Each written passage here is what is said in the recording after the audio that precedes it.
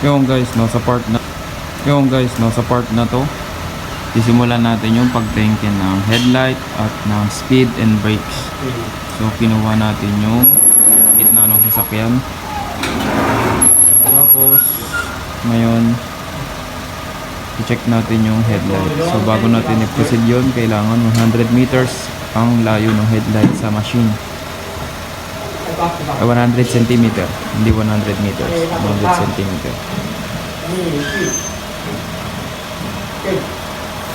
Okay. So yun guys, no?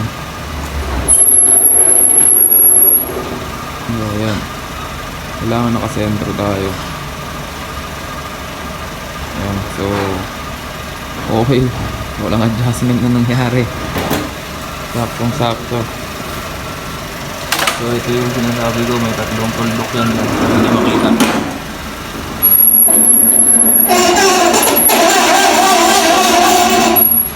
Sunod naman, mag-brake test tayo. Harap na brake test.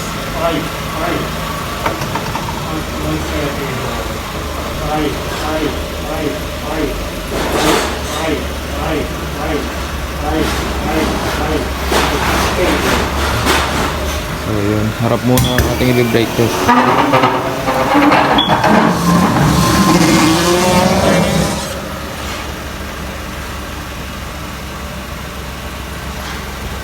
So yun guys, nakikita nyo yung pang-brake test.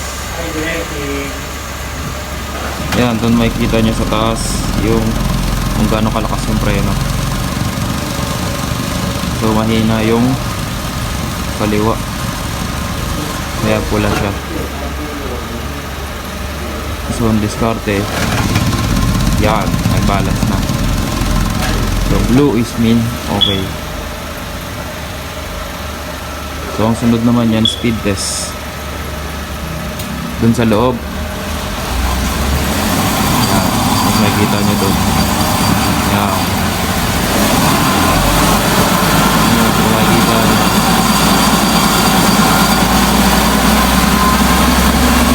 40 kph sa loob. Tapos dyan, titignan natin kung pareha sila.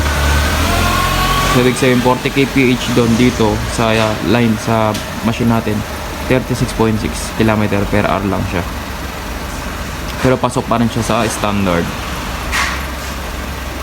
So ang susunod naman natin ngayon is yung rear brakes, tapos handbrake.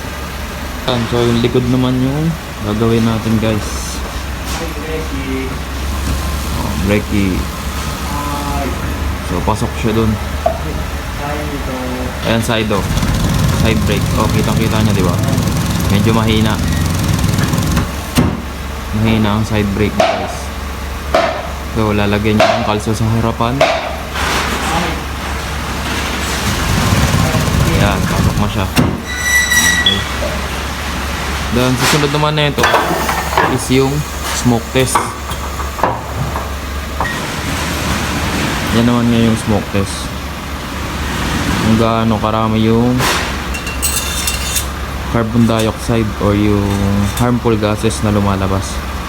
So pagka dami yung harmful gases na lumalabas, ang ginagawa namin una, nililinisan muna namin yung tambutso.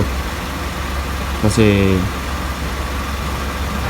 di ba nga, pagka masyadong harmful, so hindi siya papasok sa shocking, so hindi siya pasok sa standard. So may mga piyesang kailangan palitan. So yun lang. So yun lang yung process nung pag shashakin. Baliw.